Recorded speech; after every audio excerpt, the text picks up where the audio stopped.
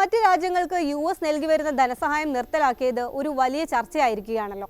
അനാവശ്യമായി മറ്റു രാജ്യങ്ങൾക്ക് പണം കൊടുക്കുന്ന പരിപാടി US നിർത്തിയെന്നായിരുന്നു പ്രസിഡന്റ് ട്രംപിന്റെ പ്രഖ്യാപനം. ഇത് വലിയ വിമർശനങ്ങൾ വിളിച്ചു വരുത്തുകയും ചെയ്തു. ഇപ്പോഴിതാ ഇതിനെ ന്യായീകരിച്ച് ട്രംപ് തന്നെ നടത്തിയ മറ്റൊരു പ്രസംഗം അതിലും വലിയ വിവാദങ്ങൾക്ക് വഴിവെച്ചിരിക്കുകയാണ്. പ്രസിഡന്റായ അധികാരമേറ്റതിന് പിന്നാലെ കഴിഞ്ഞ ദിവസമാണ് ട്രംപ് ആദ്യമായി US കോൺഗ്രസിനെ അഭിസംബോധന ചെയ്യുന്നത്. ഈ പ്രസംഗത്തിലാകട്ടെ വിവാദ പരാമർശങ്ങളുടെ കുത്തൊഴുക്കായിരുന്നു.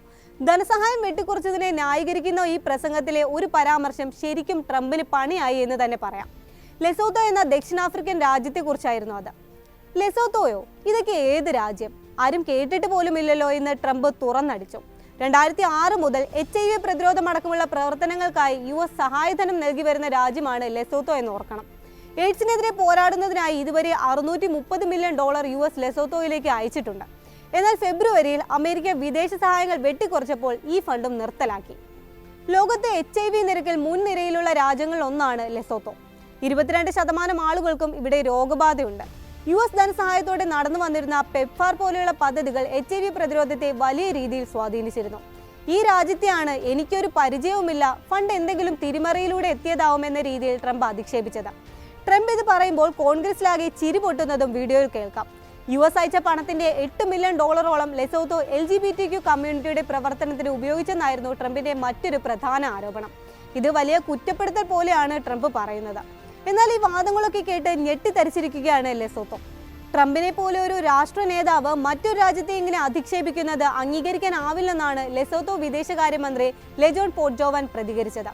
തങ്ങളിതങ്ങനെ വെറുതെ വിടാൻ ഉദ്ദേശിച്ചിട്ടില്ലെന്നും പ്രതിഷേധ സൂചകമായി വാഷിംഗ്ടണിലേക്ക് കത്തയക്കുമെന്നും അദ്ദേഹം കൂട്ടിച്ചേർത്തു. ട്രംപ് പറഞ്ഞ ഈ $8 മില്യൺ ഏത് വകുപ്പിലാണ് രാജ്യത്തേക്ക് എത്തിയതെന്ന് വിദേശകാര്യ മന്ത്രാലയത്തിന് പോലും അറിയില്ല. ഇത് വ്യക്തമാക്കാൻ വൈറ്റ് ഹൗസ് മുതിർന്നിട്ടുമില്ല. US ഗവൺമെന്റിന്റെ ഫോറിൻ അസിസ്റ്റന്റ് വെബ്സൈറ്റിലും ഇങ്ങനെ ഒരു $8 മില്യണെ കുറിച്ച് പരാമർശമില്ല.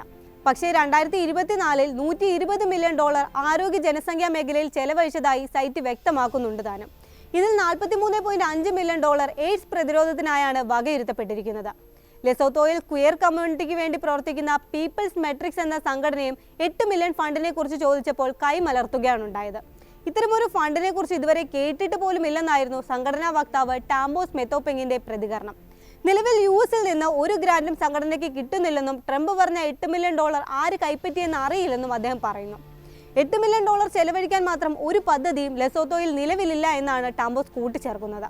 ഇത്രയൊക്കെ ആണെങ്കിലും ട്രംപിന് ഈ രാജ്യം എവിടെയോ കിടക്കുന്ന ഏതോ ഒരു രാജ്യമാണ്. പരസ്യമായി അധിക്ഷേപിച്ചിട്ടും പരക്കെ വിമർശനങ്ങൾ ഉയർന്നിട്ടും അതിനെയൊന്നും ഗൗനിക്കാൻ പോലും വൈറ്റ് ഹൗസ് മുതിർന്നിട്ടില്ല. US കോൺഗ്രസിലെ ട്രംപിന്റെ വീഡിയോ പോസ്റ്റ് ചെയ്ത് വ്യാപക പ്രതിഷേധങ്ങളാണ് സമൂഹ മാധ്യമങ്ങളിൽ ഉയരുന്നത്. ലെസോത്തോയ്ക്ക് മാത്രം അവകാശപ്പെടാവുന്ന പ്രത്യേകതകളും രാജ്യത്തിന്റെ മാസ്മരികമായ പ്രകൃതി ഭംഗിയുമൊക്കെ ചൂണ്ടിക്കാട്ടി പോസ്റ്റുകൾ സുലഭമാണ് സമൂഹ മാധ്യമങ്ങളിൽ.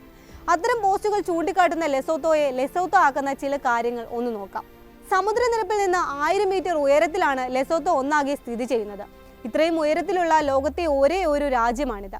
മലമുകളിലാണ് ലെസോത്തോ എന്നതുകൊണ്ട് തന്നെ the kingdom in the sky എന്നാണ് ലെസോത്തോയ്ക്ക് വിശേഷണം. ഇവിടുത്തെ എയർപോർട്ടുകളിൽ നിന്ന് പറന്നുയരുമ്പോൾ കൂട്ടിൽ നിന്ന് ആദ്യമായി പറക്കാൻ തുടങ്ങുന്ന പക്ഷിയെ പോലെ തോന്നുമെന്ന് പലരും ഭംഗിവാക്ക് പറഞ്ഞിട്ടുമുണ്ട്.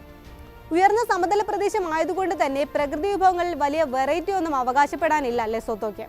വൈറ്റ് ഗോൾഡ് ആണ് ലെസോത്തോയ്ക്ക് പ്രധാനമായുമുള്ള റിസോഴ്സ്. ഈ വൈറ്റ് ഗോൾഡ് എന്ന് പറയുന്നത് നമ്മുടെ സ്വർണത്തിന്റെ വേരിയന്റ് അല്ല. ദക്ഷിണാഫ്രിക്കയ്ക്ക് മുഴുവനും വിതരണം ചെയ്യാൻ തക്കവണ്ണം വെള്ളമുണ്ട് ലെസോത്തോയ്ക്ക്. രാജ്യത്തെ വരുമാന സ്രോതസ്സിന്റെ നല്ലൊരു പങ്കും ഇതായതിനാൽ വെള്ളം ഇവിടെ അറിയപ്പെടുന്നത് വൈറ്റ് ഗോൾഡ് എന്നാണ്.